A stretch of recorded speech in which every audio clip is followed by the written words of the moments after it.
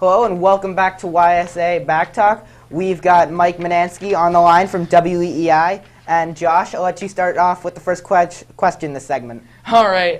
Hey, Mike, to get back to what you said about how the Eastern Conference could become like the Western Conference was a couple years ago when everyone was saying how the Eastern Conference was like a junior league and the Western Conference was like the powerhouse. So I want to ask you, if you think if it's more likely the Celtics have a big shakeup, could that mean even trading Garnett, letting Pierce go? Because honestly, I think, for example, Pierce is going to stay because he should be here his entire career, and I don't think he would really be looking out for the money because he's made lots of money.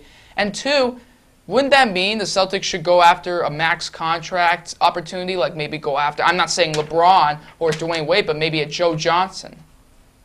Well, then you get into, it's a great question, and we could talk about this for hours, because you get Danny Ainge, a couple of years ago before the Garnett trade, the big question was how was Danny Ainge going to get great players to Boston? It's not a great weather city, and guys go to Phoenix and Miami and LA because the NBA lifestyle and the stuff that goes on around the basketball team, and he comes out of nowhere and is able to trade Jefferson and first get Ray Allen, then convince Kevin Garnett to rescind his no trade and come to Boston. If Danny Ainge is still here, Josh, I would not put anything past him. And in my heart of hearts, I don't think a LeBron or a Dwayne Wade or a Chris Bosh is a viable possibility. But Joe Johnson's, he's played here before. It was a long time ago, and he just seems like a guy that he may be a player that would come to Boston to try to get a chance to win, play on a real big stage, play with a Kevin Garnett, play with a Rajon Rondo. That's not crazy. I would buy into that. I just have a hard time, given the salary cap the NBA has and some of the salary rules, of wrapping my head around exactly who is going to be here in terms of, Ray Allen. If you re-sign Ray Allen, do you have any money? I read today, Paul Flannery wrote that if Rasheed Wallace retires, somehow the Celtics lose their mid-level exception. So I think it's very confusing, and I wish I had gotten a degree in economics to figure out what the heck they're doing with the NBA salary cap. But you're right, it could be a guy like Joe Johnson coming in here to replace one of the big bodies to get this team younger for next year. It's a great question.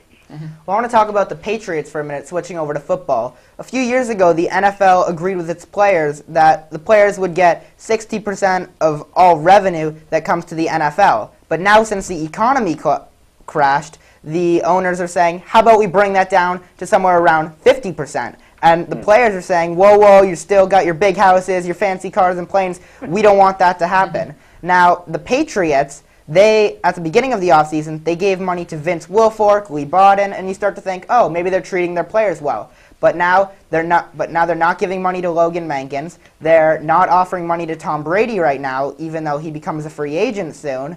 Now, do you think that this not giving money to some players, giving money to other players, is a league-wide thing, or is it just the Crafts trying to be all sneaky with their team? Here's what I know. I'll ask you guys: Is Chris Johnson in Tennessee? Is he the top 3 running back in the NFL? Oh, no question. He didn't show up to practice today. He told the Titans, "I can't play for $500,000. You better redo my contract." And at least up till today, the Titans have said, "Hey, play by your contract you signed. We're not willing to do it." It is a league-wide thing. These owners want to get by with paying their players as little as possible. And it's not just the Patriots. This is not a Patriots being cheap. It's not the Patriots paying the wrong players. It's a league-wide thing where the uncertainty of exactly what the league's going to look like next year and the year beyond with a new collective bargaining agreement has made a lot of owners gun-shy. And I'm not going to be one of those people that just says, oh, this is the Patriots being cheap. Spend all the money you have, Robert Kraft. You made $1 million, $1 billion, $1 trillion down there at Patriot Place. Pay Tom Brady, pay Logan Mankins.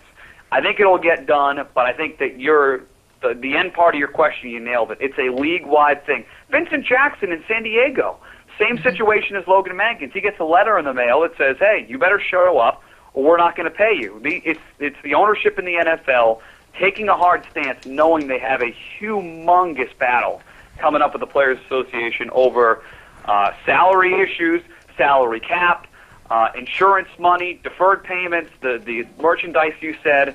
this is the beginning of, unfortunately, a battle that may affect, whether or not they play NFL football in 2011, 2012. Well, the Jets ownership, they at first were not going to give Darrelle Revis the money he wanted to be the top-paid cornerback in the NFL, but now they're starting to cave a little bit, and it looks like they will eventually give him that deal. Now, if Darrelle Revis gets signed, and if maybe the Colts or the Saints give their money to Drew Brees or Peyton Manning, does that put more pressure on the Patriots to lock up a guy like Tom Brady?